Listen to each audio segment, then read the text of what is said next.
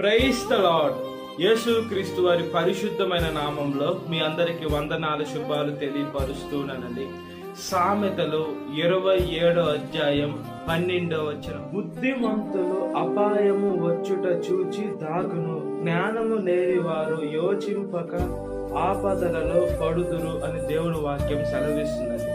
మనము ఎప్పుడైతే బుద్ధి కలిగి ఉంటామో, కొంతమంది ఏం చేస్తారంటే వాళ్ళు పాపాలు చేసి అతిక్రమాలు చేసి మనం ఏమి చేయకున్నా కూడా మనం వస్తే మన మీదకు నెట్టేసి వీళ్ళు తప్పించుకొని వెళ్ళిపోతారండి. మనము జ్ఞానము మనకు తక్కువగా ఉంటే ఈ లోకము మనల్ని మింగివేస్తుంది. ఏ మనుషుడికి తెలియదు ఇతను మంచివాడని తెలియదు, పాపం చేసే అతను వేరే అని తెలియదు. మనము ఆ సందర్భంలో అక్కడ ఉన్నాం కాబట్టి మనమే పాపని అనుకొని మనము తెలివి తక్కువగా మనం ఉండకూడదండి. ఈ లోకంలో మనము జ్ఞానం కలిగినటువంటి బిడలుగా ఉండాలి. ఎవరితో మాట్లాడుతున్నా చాలా జాగ్రత్తగా మాట్లాడాలి. చూసే చూపు పరిశుద్ధంగా ఉండాలి. నడిచే నడక పరిశుద్ధంగా ఉండాలండి.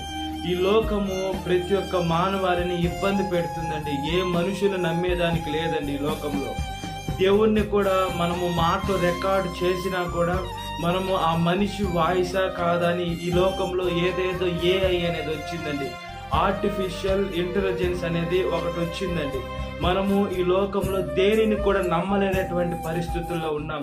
లేని వాటిని ఉన్నట్లుగా సృష్టించే లోకంలో మనం ఉన్నాం. కాబట్టి మనం ఈ లోకంలో చాలా జాగ్రత్తగా బ్రతకాలండి. మనము ఎప్పుడైతే బుద్ధి కలిగి, వివేకం కలిగి, జ్ఞానము కలిగి ఉంటామో మన మీదకి ఆపద వస్తుంది. మనం ఏ అపాయం ఇతరులకు చేయలే. అయితే వాళ్ళు తప్పించుకునేదానికి, వాళ్ళు మంచివారుగా అందరికి చూపించుకునేదానికి మనకి తెలివి తక్కువగా మనం ఎప్పుడైతే ఉంటామో మన మీదకి నెట్టివేసి వెళ్ళిపోతారండి. కాబట్టి మనము జ్ఞానము కలిగిన బిడలుగా ఉండాలా. దేవుడు ప్రతి ఒక్కరికి జ్ఞానం ఇచ్చాడు. అయినా కూడా మనం దేవుడిని అడగాలండి. దేవా, నాకు జ్ఞానము దయచేయండి అయ్యా. ఇతరులతో ఎంతవరకు మాట్లాడాలా, ఎలా మాట్లాడాలా, ఇతరులతో ఎంతవరకు ఉండాలా, నాకు పరలోకపు జ్ఞానము దయచేయమని మనము దేవుణ్ణి అడగాలని. మనం అడిగిన ప్రతి ఒక్క ఈవులు యేసయ్య ఇచ్చేటువంటి దేవుడుగా ఉన్నాడు. మనము ఈ లోకంలో మంచి ఆరోగ్యంగా ఉండాలన్నా ప్రతి ఒక్కటి దేవుడు ద్వారానే అవుతుంది. సొలొమోను మహారాజు గారు ఉన్నారు. సొలొమోను మహారాజు గారికి జ్ఞానం ఎవరు ఇచ్చారు? దేవుడే ఇచ్చాడు. ఆయన డబ్బు అడిగి ఉండొచ్చు, ఈ లోకంలో ఆస్తులు, నాకు అన్ని రాజ్యాలు నా పాదాల కింద ఉండాలి, అవేం అడగకుండా దేవా, నాకు ఈ లోకాన్ని అంటే ఆ రాజ్యాన్ని నేను పరిపాలించేదానికి, ఇశ్రాయేల్ దేశాన్ని పరిపాలించేదానికి నాకు గొప్ప జ్ఞానాన్ని ప్రసాదించండి అని చెప్పారు. సొలొమోను మహారాజు గారు గొప్ప జ్ఞాని అయి ఉన్నారు. అయినా కూడా ఆయన అన్ని పారులతో కలిసి అన్య దేవతలు బలిపీఠాలు, గుళ్ళు కట్టించి ఆయన జ్ఞాని అయిన పాపంలో పడ్డాడండి. తర్వాత మళ్ళా చివరి దినాల్లో మళ్ళా బుద్ధి తెచ్చుకొని మారి కొన్ని కీర్తనలు, కొన్ని సామెతలు, ప్రసంగి, పరమగీతంలో రాసేదానికి సొలొమోను మహారాజు గారిని దేవుడు ఉపయోగించుకున్నాడు. దేవుడు ఆయన క్షమించాడు. అన్ని పాపాలు చేసినా కూడా దేవుడి దగ్గర ఒప్పుకొని ఆయన ఎప్పుడైతే ఒప్పుకున్నాడు దేవుడు క్షమించి, అయితే సొలొమోను మహారాజు గారు అన్ని అనుభవించి ఆయన ఎక్స్పీరియన్స్ అయ్యి దేవుడు ఆత్మతో చెప్పి రాసిన మాట, ఈ లోకంలో సమస్తము వ్యర్థమని దేవుని వాక్యం సెలవిస్తుందండి. మనము దేని కోసం పరిగెత్తాలా? మనము దేని కోసం ఉండాలి? ఈ లోకంలో డబ్బు కోసం పరిగెత్తకూడదు. ఈ లోకంలో ఆస్తుల కోసం పరిగెత్తకూడదు. ఈ లోకంలో మనుషుల కోసం పరిగెత్తకూడదండి. మనము దేవుని ఆత్మ కలిగినటువంటి బిడ్డలుగా మనము ఆత్మని రక్షించేదానికి వెళ్ళాలి. అయితే మనం ఎప్పుడైతే దేవుని పని చేస్తామో సాతానికి కన్నెర్రైపోతుంది. అప్పుడు పాపుల చేత మన మీద మనము ప్రేమ కలిగి ఉంటాం కాబట్టి, క్రైస్తవులు ప్రేమ కలిగి ఉంటారు కాబట్టి అనేక మంది వ్యతిరేకంగా లేపి నానాకు మాటలు మన మీద అని మనం చేయరాని తప్పులు, పాపాలు కూడా మన మీదకి నెట్టి వేసి వెళ్ళిపోతారండి. ఈ లోకం అలా ఉందండి. మంచి వారికి శిక్ష పడుతుంది, చెడ్డవారికి శిక్షే లేదండి. అలాంటి పాప లోక చెత్త జీవితంలో జీవిస్తున్నాం. అయితే మనల్ని మనం ఎంత జాగ్రత్తగా కాపాడుకోవాలా? పర్వాలేదండి, మనం అవమానం పడ్డా ఏం పడ్డా మనం తప్పు చేయనప్పుడు మనం భయపడాల్సిన అవసరం లేదు. అదే విధంగా మనం దేవుడికి లెక్క చెప్పాలా.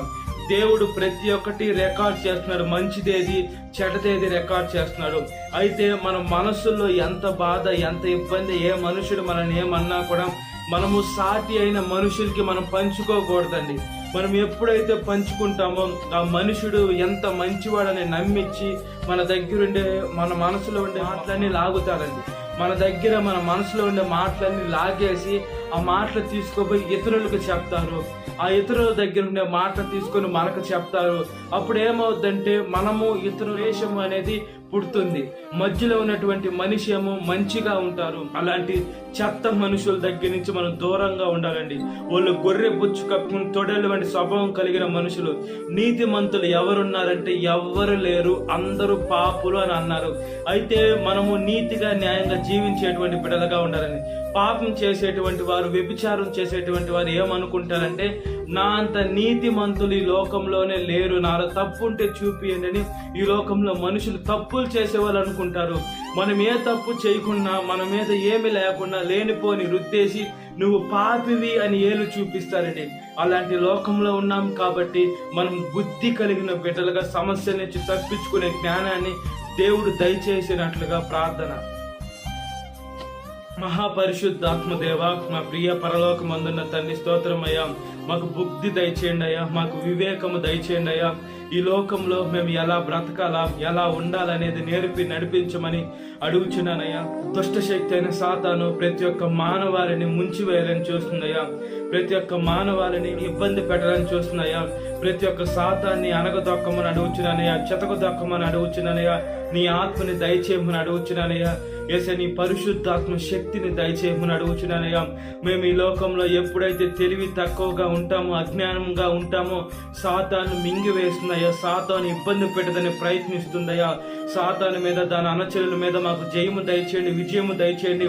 పరిశుద్ధమైన దేవ, నిత్యమైన దేవ, సమాధానానికి అధిపతి, మీ నామానికి స్తోత్రము, స్తోత్రము, మహిమ, ఘనత, ప్రభావములు అందిస్తున్నామయ్యా.